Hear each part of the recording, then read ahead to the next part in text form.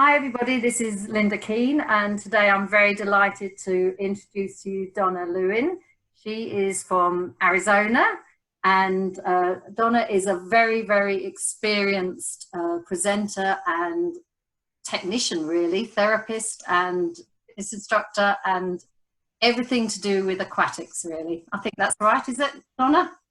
I would say so, yes. Yes, I think so too. So lovely to have you with us, and I hope everybody will enjoy our sort of conversation that we're going to have.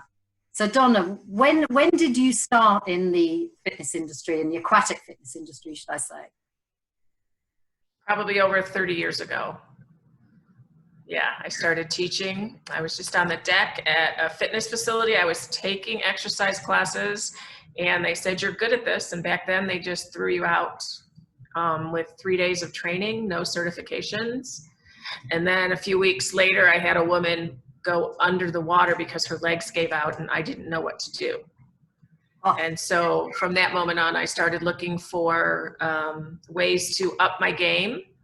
And I started with the Aquatic Exercise Association. Then I went to the Arthritis Foundation, and my degree is actually in public speaking. Oh, wow. And I know. And so I did my Arthritis Foundation training, and the day I did it, they asked me if I would train. And I said, really? So I've trained for the Arthritis Foundation for about 25 years.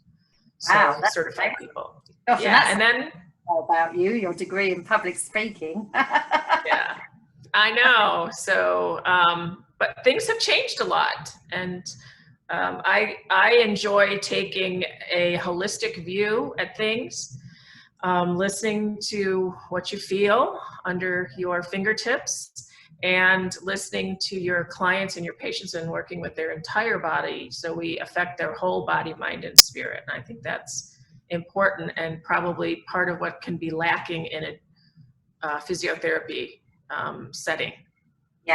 Yeah, no, I agree.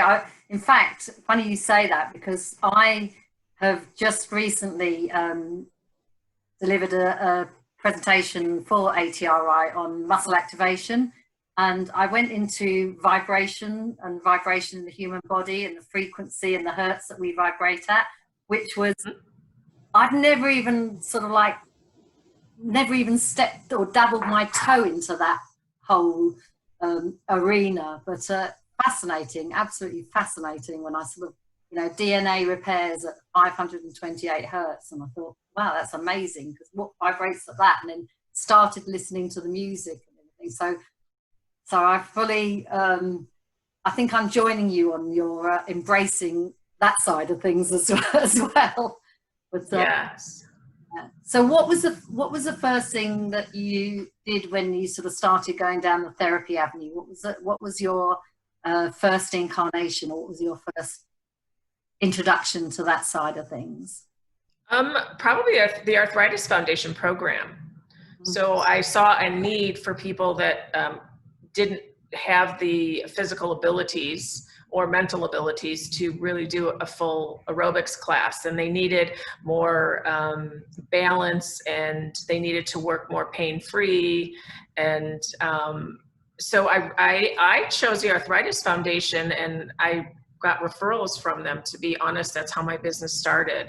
So I would send a fax at the time, 30 years ago, to the physiotherapist or the nurse in the office, that their rheumatologist, and say, this is what I'm going to be doing. Do you have any contraindications? And then they go, oh, you're doing this. Oh, please give me more brochures. And before I knew it, I had a full-blown business, because they were looking to refer people. Because, in physiotherapy, sometimes you're just relegated to that one joint or muscle or part of the body that's aching, and oftentimes you can look at somebody and it's their hip, even though they're getting pain in their shoulder. Yeah. And if you know how to look, and sort of looking peripherally, if you will, more holistically, then you know how to go in and work the entire body. And When I do need to refer out, I refer out. I have physiotherapists that I will send people to, and if I can't help somebody, I'll let them know. And usually after a session or two, right away if it's not going to work, or you might get an inkling of maybe something that's going on that hasn't been diagnosed yet, and then refer them to their physician to get their proper diagnosis. Yeah, I think that's a very important thing to take on board for anybody, especially someone that's new in the industry, is if you're not sure, to be able to refer on and to try and make those connections, because that's where you start to build that respect between industries as well, rather than thinking, oh, I can be everything to everybody. None of us can be everything. Even the top consultants and surgeons aren't everything to everybody. They just sort of like are very good at putting the knife in and that particular area. So yeah, I think embrace what you can do and then refer out what you can't. Yeah.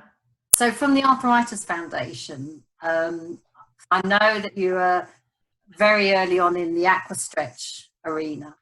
You were training in that. So was that sort of like your next big step, or was there something sort of in between that? Well, I think there were a lot of baby steps in between that. I've actually been studying energy medicine and holistic practices for over 20 years. So I work with vibrations with drumming. Mm-hmm. So I integrate all those different aspects of the body, and I always look from an energetic standpoint what could be going on. And sometimes it's as simple as adding a breathing technique to the therapy that you're doing. Or it's as simple as telling them, don't think about lifting your feet, think about your knees moving first, because really that's what moves first. And then their whole gait changes. So I try to look that way. So there's been lots of steps, and I started doing Qigong and I Chi. I love I Chi. And then I transitioned into Watsu, some more manual stuff. Yeah. And that's a little strange when you come from a fitness standpoint. You're all hands off and then you're hands on with somebody, and so that took a little bit of getting used to, but once you get used to it, it was great. And then I started doing aqua stretch in 2010. Mm-hmm. Excellent. Yeah. So that's quite an interesting journey. So with the sort of vibration stuff and your energy stuff, was it sort of an education on land that you then transferred into the water and took into the water, or were there courses that you could do sort of like incorporating water as well? Well, there's always ways to transfer it in from land to water, but a lot of it is how you treat yourself as a therapist. Yeah. And that you are a clean vessel for that energy to come through you. It's not that I'm doing it, they're doing it, but I'm allowing it to be. Yeah. And so it's just, you change the vibration of the water when you walk in it based on what you are experiencing in yourself. So a big part of it is taking care of ourselves, which I think sometimes we neglect to do in this business because we're always caring for others. That's very true. I remember one of the massage courses that I went on, when they said, build that wall around yourself before you can sort of treat others, so that their sort of negative and their illnesses sort of come over you, wash over you. You don't actually hold them within yourself. So yeah. And then sometimes, I had one client, and I was teaching a water exercise class years ago, and she started to cramp in her foot, and there must have been 40 people in my water exercise class, and she was going down, and she was a new member. I had no information about her. So I jumped in the water and I was like, where is it? Give me your foot. Knocked it out. And it was the first night in 15 years she had slept through the night without cramping. Wow. Just from a 2-minute little manipulation. But what we discovered after we started working together, it actually originated in her mouth. Ah, very interesting. Yeah. So a lot, don't we? A lot of tension. Mm-hmm. That time when you want to sort of snap at the husband or something, and you. Right. And so now when she has teeth work, I've taught her to, actually I've been working with her on Zoom And when she had some periodontal work done just recently. And so I taught her how to do her self-releases, the lower extremity sequencing that I gave you the link to, on herself. So she can, because we're not seeing each other right now with COVID. Yeah. So, yeah. But I liked having the opportunity to work the entire body instead of just one part. And sometimes when you're billing insurance, you're just not able to do that. And so I don't ever bill insurance. So I'll have clients for 15, 18 years sometimes. Yeah, yeah, I'm the same, and over here, of course, we don't have the same kind of insurance billing culture that you have in America. So I don't tend to get involved in that, and also because I'm not actually a physiotherapist, I'm a rehabber. It has slightly different rules and regulations, so I prefer not to go through insurance if I possibly can, and most of that. So. Yeah, self-funding, and then, as you say, you can treat them as long as they need or as long as they want, because sometimes they might have come to the end of their sort of rehabilitation journey, but they like how the body feels, they like the releases, and it gives them a nice sort of peaceful life. So. The other part I like about it is that I am not relegated to have to charge some of the rates that are charged for therapy. Yeah. So like I do the prehab, the post-rehab, and the prehab. And so I can work with people that are on what we would call our access program here in Arizona, that are very limited, that are on disability perhaps. And that way they can get therapies they deserve. Otherwise they'd be billed out $250 an hour. And they can't afford those things, No. right? For the same procedures. So I like the freedom to be able to offer it to everybody, because I think everybody deserves care. Yeah, absolutely. Absolutely. I always say if I won the lottery, I'd do it for free, because I just sort of so passionate about what I do. So unfortunately, you've got to do the lottery to win the lottery. That's the one thing I found. Yeah, I don't really do the lottery. Yeah. But. Oh, I don't either. So, oh dear, oh dear. But the other thing I found too is that one person refers 4 or 5 other people that pay your regular rate. Yes. Yeah. So what goes around comes around, I guess. Absolutely. Yeah. Okay. So, with your Aqua Stretch, I know you were one of the original editors in the original manual. Do you still work a lot with the Aqua Stretch, or has your journey again sort of like that's part of what you do, but you've gone down another avenue? I'd say it's evolved. I'm always looking at the fascia with just about everything I'm doing with somebody. Mm-hmm. I look very much at traditional Chinese medicine as well. The part that I did contribute to the manual had to do with acupuncture points and how you can work on a hand and affect the foot, and it just makes sense with the fascia.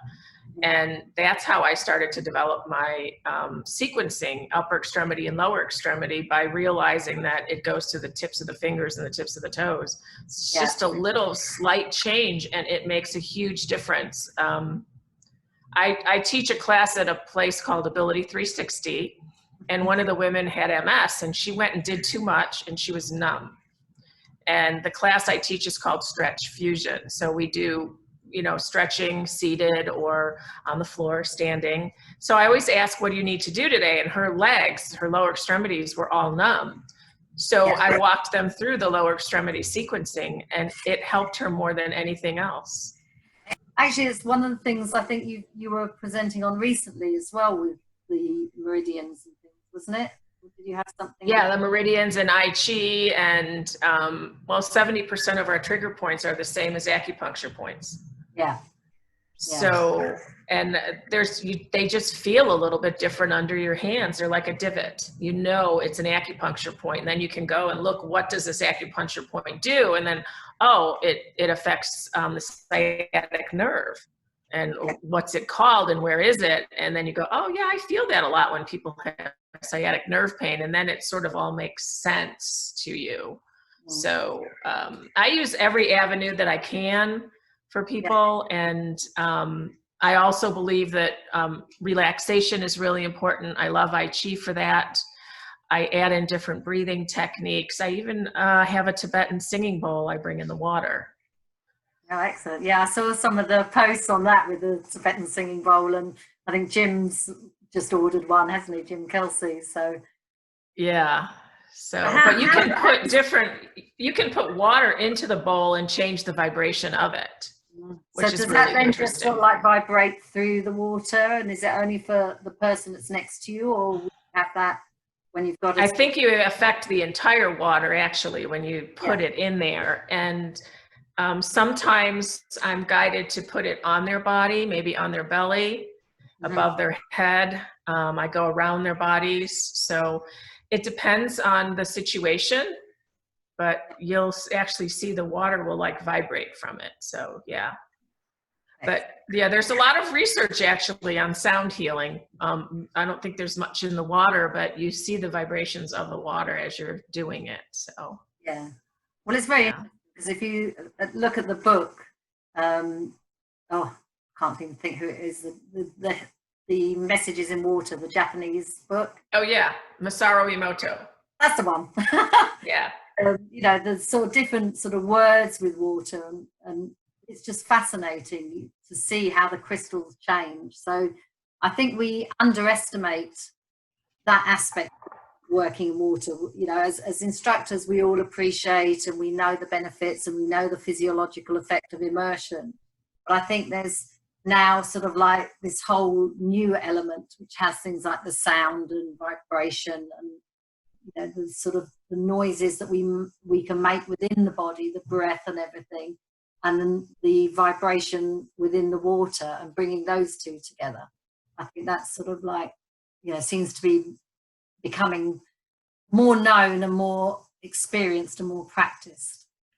Yeah, I actually just took a short little class on toning, and you use different vibrations and you bring the vibrations to different parts of the body by how you change the tone of your voice, which is really pretty cool. I don't have the levels of intonation that the woman that was teaching us have, but it's really powerful how you can do that. And so one of the ways I've done it I have a class I called Rejuvenate Your Mind and Body, and I do it on land and also in the pool. And I integrate it into my unpredictable command technique because I think we need to work the brain in order for the body to function more efficiently. So like in yoga, you chant or you recite Om, and that brings a vibration right up to the center of your brain and opens up everything. So what I've done in group classes is I have them hum a tune, because older people don't want to Om. They don't want to chant. They're like, nope, that's way out of my, you know, my range of acceptance. And that's okay. So we hum a song, a familiar tune to change the vibration and activate the brain. So yeah, so I try to integrate all the different aspects that I can and give them as much as I can in one group setting or one personal class. Yeah, fabulous. Fabulous. And in fact, that led beautifully into unpredictable command technique. So tell us a little bit about that, because I know that gosh, if anybody, it might only be me that's heard of that in the UK. So explain a little bit about that, because that's fascinating as well. Well, David Ogden was a physiotherapist that developed it years ago, and I would call him my mentor. So when I first started doing this, if I didn't understand a diagnosis or I had a question, I would go to David. And he unfortunately passed. I saw him just a week or two before he passed from cancer. And he said, Donna, please carry this on. I want you to be able to teach. So I took classes with him and I learned his technique, and it was developed specifically for somebody with Parkinson's. And it was a patient that went to him and said, challenge me. So he started adding on multiple layers of familiar and unfamiliar things to help with balance. And it was remarkable how quickly they advanced and healed, if you will, from doing 2, 3, and 4 activities at one time. So I may have people walking forward and counting backwards by 6s starting at 108. So I'm using all of the mind stuff in the mini mental state exams that they're going to be testing my 90-year-olds when they go to the doctor. Yes. The doctor says, what are you doing? Because they kind of throw in, oh, I want you to remember these 3 things, and then they go on to 10 other things, and then they go back. And then my 93 and my 95-year-old patients or clients were remembering, and they said, what are you doing that you're remembering these things? So it's really helping them a lot. And yeah, when their brain functions that well. So I integrate that into unpredictable command. So, and it's just, instead of just touching your shoulder doing a bicep curl, you're having your hand go down, and only the one going up and down the arm, the fingers are moving, but then the fingers don't move on the other one. But the fingers want to follow the other one. So it's an unpredictable and predictable. I mean, that's easy for me because I've done it many times. But it's simple things like that. And then I might have them sidestep or close their eyes. We do a lot of diagonal walking. So, and then I have them remember things from the beginning of class at the end. And so there's some socialization that goes on, and that's a big part, I think, of healing and breaking the chronic pain cycle too. Absolutely. So, yeah, so I follow his book, and then I add in some of my own techniques that have grown out of it. And so I'll be teaching that on Zoom, I think September 12th, Friday, for the Aquatic Therapy Rehab Institute, if anybody is interested in that course. Yeah. Yeah. That's right. You only did, was it only a small bit or something? Or was it on the A.R.E.A? Yeah, because that was I did a small thing with Katrine.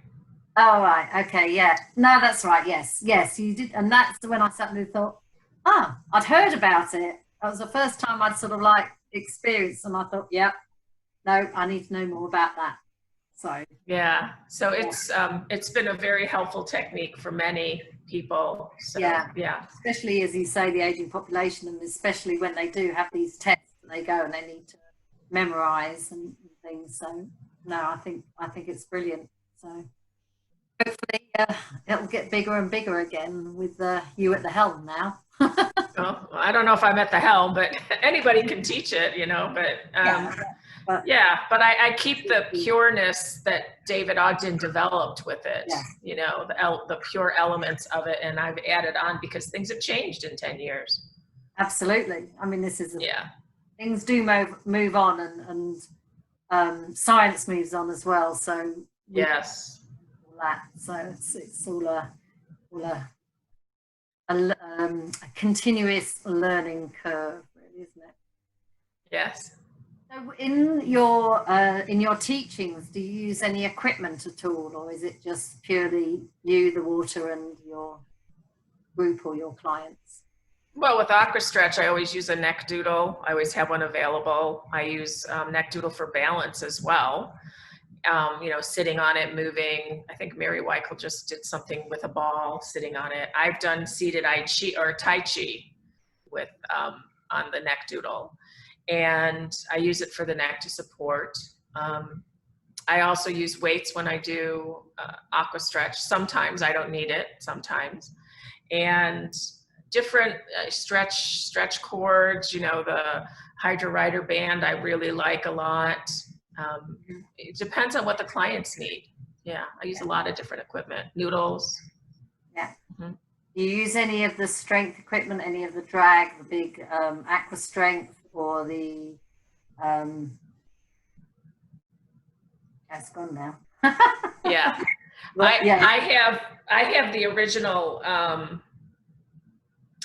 I think Speedo made them. They called them arm trainers, and they're similar to the Aqua Strength. I do have a couple sets of Aqua Strength for clients that need it. Sometimes with the older population I work with, it can be too much, but I have the option. So I do have those for those that need it. I have some Hydra Rider stuff, some older equipment. Yeah, but I have used dragged. I love gloves, actually. Wave webs. They can be very powerful. They can. Yeah. But generally, it's sort of whatever the client needs. No particular favorites. Yeah, I tend to be like that as well. Yeah, and I like them to learn to use the water effectively.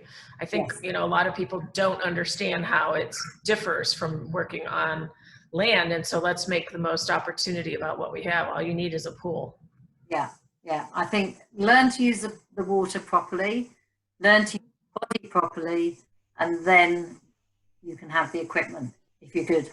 If you're a good girl. If you're good, yeah. But other than that, so how many days a week? Obviously, with COVID, you're not in the pool at the moment, but you know, prior to COVID, how many days a week were you in the pool? 6 days a week. 6 days a week. Wow. How many hours? It would vary from day to day. Oftentimes I start at 7 in the morning and I'll go till 3 in the afternoon. Sometimes I'll have evening appointments if people work. So it varies day to day. But yeah, I would have some days that I go at 7 in the morning and I wouldn't finish till 9 at night. Yeah. It's a long day. Long day. But I mean, breaks, of course, but yeah. And was it part in the pool and part out, or were you mainly in the pool or mainly out the pool? Both.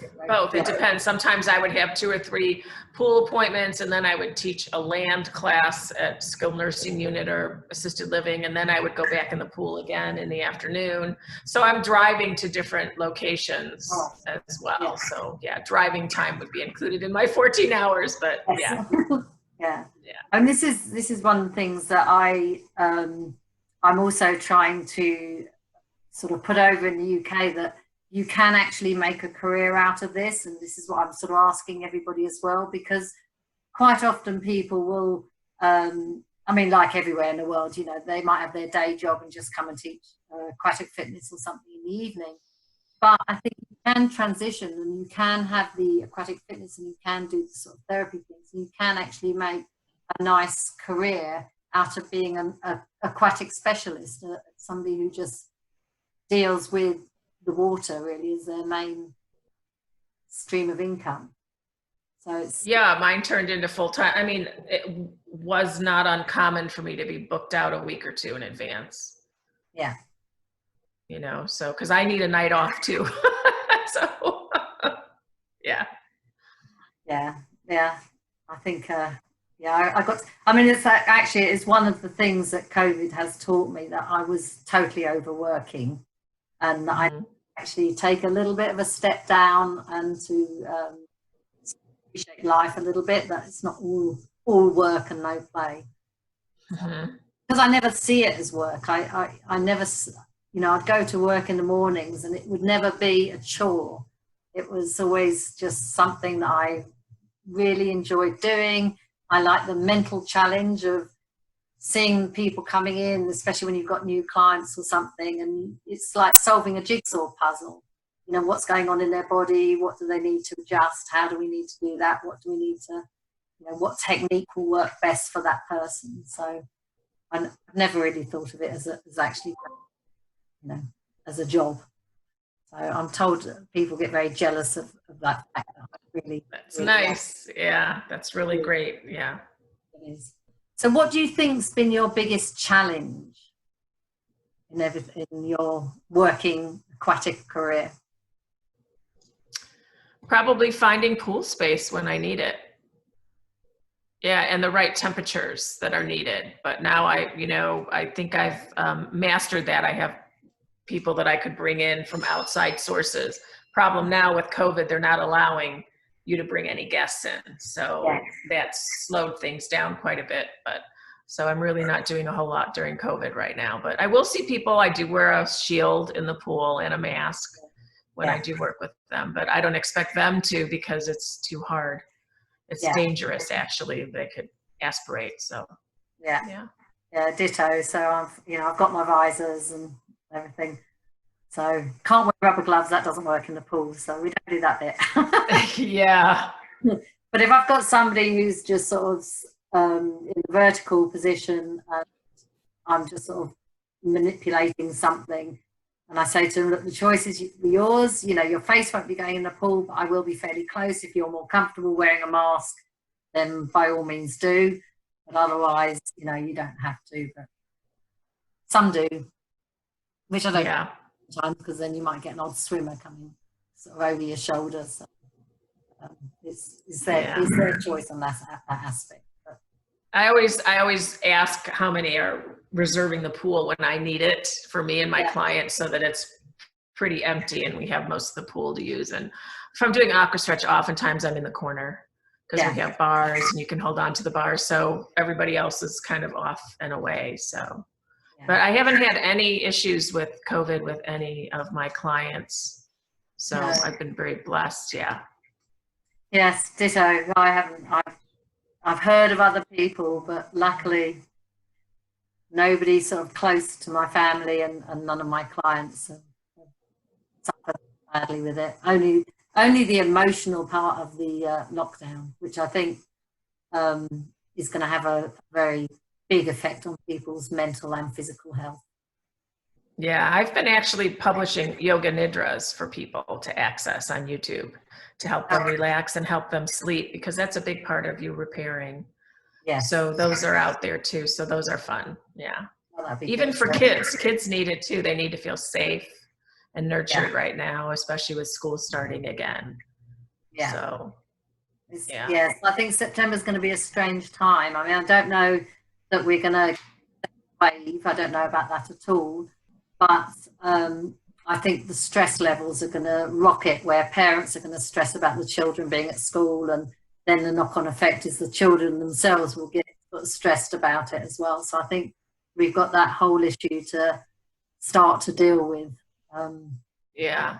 Well, you know, and I don't know about in the UK, but in the United States, meditation is part of their protocol. Their learning protocol is to have meditation. So in some of our schools, we do offer yoga nidra for the kids, which is helpful. Wow. No, they don't in the UK. That would be amazing. But so we do that here. We do the kids nidra, which is very fun. So so I think all things like that are really important, you know, life skills that they can carry forward, especially in the stressful world that we live in now. There's certain things. I've got a thing about pelvic floors as well. I always say you only know what a pelvic floor is when it's a was, and that should be taught at school as well, but that's a whole different conversation. Who should you talk to about that? Mimi. That's it. Yeah. Absolutely. And Hayley's also, she's doing a massive pelvic floor course as well. So okay. Yeah, so we got all those people, all those experts, not my area. Okay, so I've asked you what your most challenging aspect of work has been, and what would be, you say, was your most rewarding? What's been the most rewarding part of your career? I think bringing back somebody's body to life after it was paralyzed for 6 months with 3 sessions. 3? Yeah. Three aqua stretch sessions, yes. That is absolutely amazing. Well, at least their lower extremity, or their upper extremities. They didn't get all their lower extremities back, but they were able to brush their hair, feed themselves, roll over, do abdominal work, all kinds of things. Yeah. That is phenomenal. Absolutely. 3 sessions as well. See, it shows, I mean, it is such an amazing technique, aqua stretch. I mean, it's, you know, George did give a sort of gift to the world, definitely. Yes, he did. Yeah.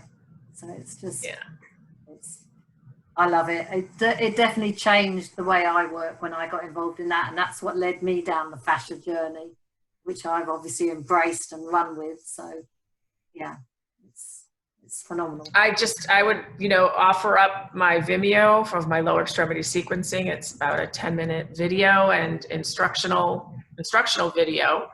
That was an article for the Aquatic Therapy Rehab Institute that's online. If anybody wants specific self-releases, I have a bunch of those that, you know, they could contact me and I could send those out. So, yeah. Okay, that's excellent. So how would they contact you? How would people? Just my email, donnalewen@icloud.com. Mm-hmm. Okay. All right. Well, we'll make sure we put that in the notes when we introduce you as well, which is great. So I do have one more question, and that is, if you were to retire ever, we don't tend to retire in this industry. But if you were to retire, what would be, you hope that you'd be remembered for? What would you like to leave your legacy? That it's the whole body, mind, and spirit that you have to work with to really fully heal. Our emotions are stored in our fascia, and I hope to bring awareness to those emotions with different modalities, not just aqua stretch, but different emotions, and they get deeper and deeper into the fascial layers the longer that they sit there. Yeah. So oftentimes there are things that came when they were a child and they don't even remember, and you see that unwinding in the pool. You see people getting out of pain when they've been in chronic pain for 6 months, and you may not know they were in a bike accident. You know, we had someone in a training class that we just let do somersaults in the water. She came up, she cried, she remembered her bike accident from 6 months later, and all her pain was gone. Wow. So those kind of things can happen in 5 minutes if you allow for them and you allow to follow other people's inner knowing. Part of it is allowing them. They know to do more for themselves than we know to put them into a particular position. We can accentuate and help them, but it's them ultimately. Yeah. And you know, the emotions that that's what's in the fascia. When all of those things that are out here in your field get closer and closer, and then they lay down as a disturbance, and knowing that it goes all the way down to the nerve cells. I mean, everything is attached to it in your entire body, and I don't think we realized it, and I don't think that was taught years ago. But I don't think it's taught now, because well, not over here, because I teach at 2 universities over here, and I'm constantly asking students and lecturers, you know, do you talk about fascia? No, they still don't, even now. You know, do you talk about the lymphatic system? No, they don't even now. You sit there and think, why not? They're so vitally important. And, you know, it's the results are just so much quicker when you bring the fascia system into it, and when you understand that, you know, you've got no more nerve endings in the fascia than you have in the muscles and things. So I think once you start to embrace that, you do then start to look a lot more holistically at the body, and that's when I think you as a therapist and they as the sort of receiver create that amazing dance that helps to heal. Well, I think part of our job, your job and my job out there, is to teach the therapist things that they didn't learn in school. Yeah. And that's, I think, honestly, what Ruth Soa looks for, are for people that are doing things differently that haven't been taught, that can be integrated. And she's done a fabulous job at bringing in the latest information that can be used in any kind of therapy. So, absolutely, absolutely. Long may she continue as well. Yes. Yes. And long may these sort of bringing together of all the sort of therapists across the world that A.R.E.A do, which is amazing.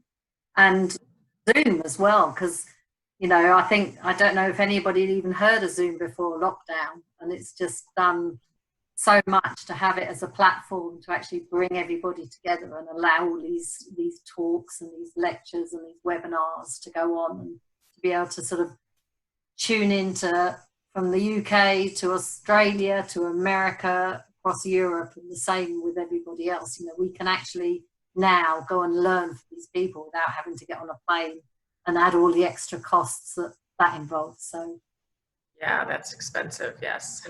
So long may it continue, and long may the sort of the learning continue as well.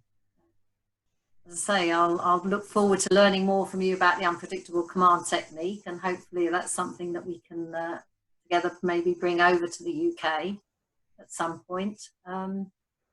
So have a lovely day, because it's daytime for you, and it's just going into the evening for us. The sun's beginning to set. So fabulous. Thank you, Donna. All right. Well, thank you. All right. Bye.